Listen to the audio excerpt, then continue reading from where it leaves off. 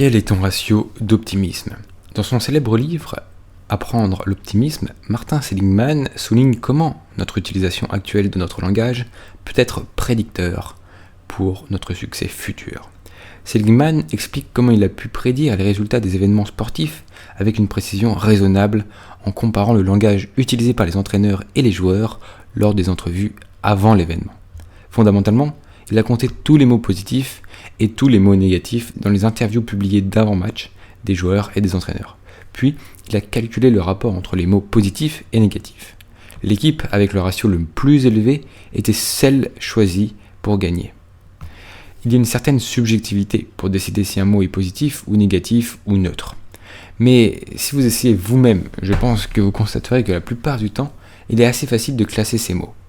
Seligman explique également comment utiliser un processus similaire pour prédire les vainqueurs des élections politiques.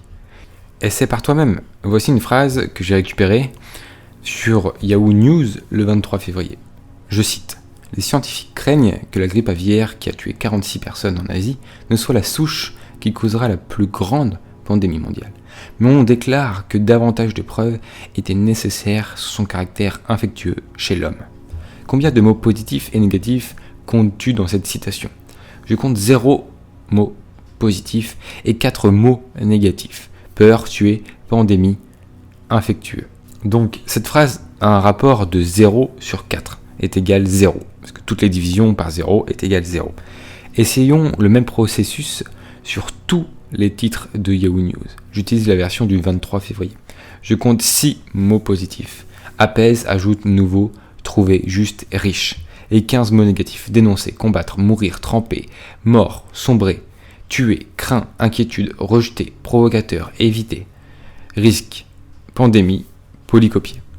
Pour un ratio global, donc en fait, de 6 sur 15, qui est égal à 0,4. Mes choix sont bien sûr subjectifs, donc les vôtres peuvent être différents. Essaye par toi-même. Prends le journal Le Monde et regarde tous les titres. Compte les mots positifs et compte les mots négatifs et fais le ratio global des deux. Essaie par toi-même, comme je viens de te dire, sur n'importe quel site d'actualité. Si tu en trouves avec un ratio supérieur à 1, il faut que tu m'en informes. Pourquoi ? Parce qu'en fait, tous les sites d'actualité vont en fait avoir des ratios négatifs. Essaye, parce que les êtres humains sont comme ça, et les sites d'actualité cherchent à vendre, cherchent à faire le plus de clics, cherchent à attirer le plus votre attention. Pourquoi ? Pour vendre, pour mettre des pubs sur leur site, etc., etc. Et ce qui fait augmenter les statistiques sur les sites d'actualité, c'est le racolage, c'est la négativité. Et donc c'est pour ça que toi tu cliques. Passe en revue un texte que tu as écrit récemment. Email, message sur un forum, un message Instagram, un post Instagram, un post Facebook. Quel est ton ratio de mots positifs sur mots négatifs ? Seligman soutiendrait que c'est un puissant prédicateur du succès futur. Certains experts en développement personnel pensent qu'en choisissant intentionnellement des mots plus optimistes dans la langue que tu utilises, tu commenceras à devenir plus optimiste dans ta réflexion, ce qui conduira à ton tour à de meilleurs résultats dans ta vie. Anthony Robbins a un chapitre entier à ce sujet dans l'un de ses livres les plus populaires. Il appelle ça le vocabulaire transformationnel. Je te le conseille bien entendu. Amuse-toi et essaye ça avec tes amis et tes collègues. Prends quelque chose qu'ils ont écrit et calcule leur ratio. Leur langage est-il majoritairement optimiste, c'est-à-dire au-dessus de 1, ou pessimiste, c'est-à-dire en dessous de 1 ? Qui a le score le plus élevé, le score le plus bas ? Est-ce que tu trouves des modèles intéressants dans ton entourage ? Pour quel genre de patron travailles-tu ? Qu'en est-il des brochures de ton entreprise ? Si tu diriges ta propre entreprise, comment est ton matériel de marketing ? Comment sont tes articles ? Comment est ton site web ? Comment sont tes plans d'affaires ? Projettes-tu la confiance ou le doute sur tes clients ? Et comment est ton journal intime ? Comment est ta liste de choses à faire ? Est-ce que c'est bien écrit avec des mots optimistes plutôt que des mots pessimistes ? Fais le ratio et calcule ton ratio d'optimisme.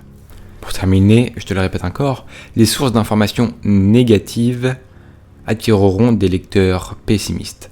En partie parce que c'est les meilleures cibles pour la publicité. Les personnes négatives sont plus susceptibles de croire que l'achat de produits changera leur état émotionnel.